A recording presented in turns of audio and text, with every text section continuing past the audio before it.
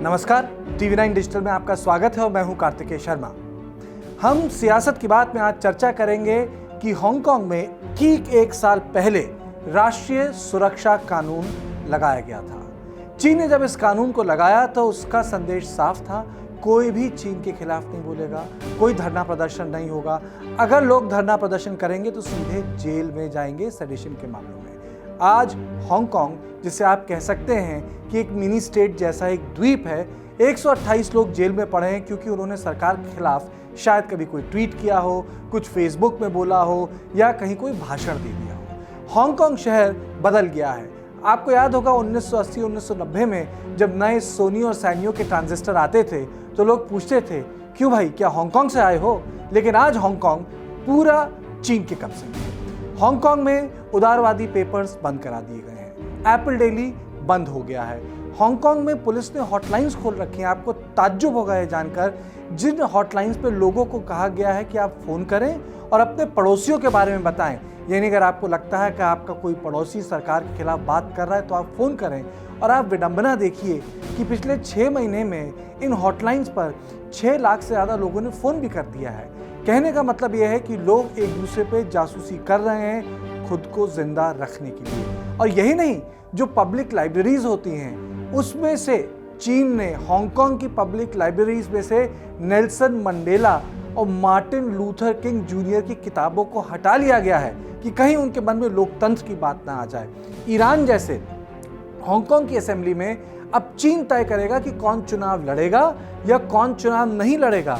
उसके अलावा जो उदारवादी नेता थे उन सबको इस्तीफा दिलवा दिया गया है। कहने का मतलब है इतना दबाव डाला कि वो सब अब इस्तीफा देके चले गए हैं। और यही नहीं, अगर आप प्राइवेट कंपनी में काम करेंगे तो आपको अपनी विश्वसनीयता का प्रमाण देना पड़ेगा। यानी 1 साल हो रहे हैं इस राष्ट्रीय सुरक्षा कानून के लागू होने के, और आप देख सकते हैं कि हांगकांग को कैसे बदल दिया है चीन के इस नए कानून पे। यानी नौकरी चाहिए तो एक आप विश्वसनीयता का प्रमाण पत्र देंगे कि आप चाइना को प्यार करते हैं, चाइनीज लोगों को प्यार करते हैं, आप देशभक्त हैं, यानी देशभक्ति का सर्टिफिकेट देना पड़ेगा।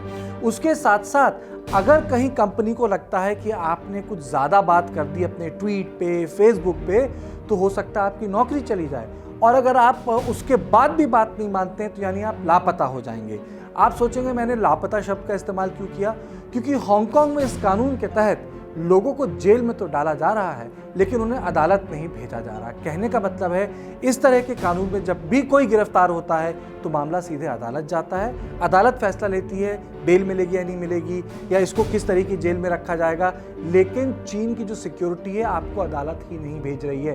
कहने का मतलब ये है, संदेश साफ है, जेल में रहोगे, अदालत से बेल नहीं मिलेगी, सड़ जाओगे। केवल यही बदलाव नहीं हुआ है, हजारों लोग हांगकांग छोड़ के चले गए हैं। उनको डर लगता है कि अब हांगकांग पहले जैसा नहीं रहा, यानी अथॉरिटेरियन हो गया है, रूढ़िवादी हो गया है। चीन के खिलाफ कुछ भी बोलेंगे तो आपको दिक्कत होगी। एक वक्त होता था कि जो चीन है वहाँ के मेनलैंड से लोग हांगकांग काम करने आते थे, लेकिन अब हांगकांग के पास चीन ने 2 शहर बना दिए हैं जिसमें शिनज़ैन भी एक है।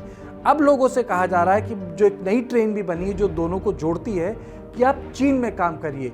यानी लोगों को हांगकांग से बाहर निकल के चीन के मेनलैंड में काम करने के लिए आप ये कह सकते हैं प्रोत्साहित किया जा रहा है या दबाव बनाया जा रहा है। उनको लगता है कि हांगकांग के लोगों को इंटीग्रेट करना पड़ेगा, उनको चीन के बारे में बताना पड़ेगा। तो नई किताबें स्कूल के करिकुलम में डाली गई हैं जिसमें बच्चों को बताया जाता है कि चीन के कारण कितना फ़ायदा हुआ, कम्युनिस्ट पार्टी के कारण चीन को कितना फ़ायदा हुआ, कम्युनिस्ट पार्टी के कारण दुनिया को कितना फ़ायदा हुआ, और चीन का जो 1 कंट्री 2 सिस्टम थ्योरी है जिसके तहत हांगकांग वापस आया था वो कितना अच्छा है। चीन कह रहा है कि हांगकांग में अब नए नेताओं की ज़रूरत है। इससे बहुत साफ है कि इस कानून के ज़रिए हांगकांग के समाज को, हांगकांग के लोकतंत्र को, हांगकांग की राजनीति को पूरी तरीके से बदलने की कोशिश चीन कर रहा है। इसमें प्रोपेगेंडा शामिल है। चीन को अपनी सिक्योरिटी फोर्सेस भेजने की ज़रूरत नहीं पड़ी, तियानमेन स्क्वायर की तरह लोगों को मारना नहीं पड़ा, टैंक नहीं बुलाने पड़े। उन्होंने तकनीक के ज़रिए ये पूरा का पूरा कारगर ढांचा वहाँ इम्प्लीमेंट कर दिया। मैं बताता हूँ कैसे। पहले जिसके बारे में पता लगे कि वो सरकार के खिलाफ बोल रहा है, उस पर तुरंत प्रतिबंध लगा दिया जाता है। अगर चीन की सरकार को हांगकांग में पता लग जाए कि आप कुछ ऐसी अंड-बंड बातें बोल रहे हैं और अगर आपका कोई बिजनेस है तो आपके जो लैंडलॉर्ड्स हैं आपकी लीज रिन्यू नहीं करेंगे। कहने का मतलब है कि हो सकता है आपका व्यापार अच्छा चल रहा हो, लेकिन उसमें आपको समस्याएं पैदा हो जाएंगी। ये हांगकांग में एक बहुत बड़ा बदलाव है। लोगों का मानना है जो 1 साल पहले हांगकांग था और जो अब एक हांगकांग आपके सामने है, वो 2 हांगकांग है। कहने का मतलब है जो राष्ट्रीय सुरक्षा कानून है उसने हांगकांग के चेहरे मोहरे को बदल दिया है, हांगकांग की तरबियत को बदल दिया है और हांगकांग के मिजाज को बदल दिया है। यानी आप हांगकांग जाएंगे, बिल्डिंगें तो वैसी ही दिखेंगी, लेकिन लोगों का स्वभाव अलग होगा। और जहाँ तक बिल्डिंगों की बात है, जो फॉरेन बिजनेस छोड़ के जा रहा है हांगकांग, जो बड़ी चमचमाती बिल्डिंगें हैं, वहाँ केवल चाइनीज़ कंपनियों को ही जगह मिल रही है। यानी बाहर से कोई आके अब उन बिल्डिंगों में नहीं जा सकता जिनको हम मल्टी स्टोरी, हाई राइज या डाउनटाउन की बड़ी बिल्डिंगें बोलते हैं। तो इस कानून के तहत हांगकांग को पूरी तरीके से चीन ने बदल दिया है। तो सियासत की बात में बस इतना ही। देश और दुनिया की बाकी खबरों के लिए आप देखते रहिए TV9 डिजिटल।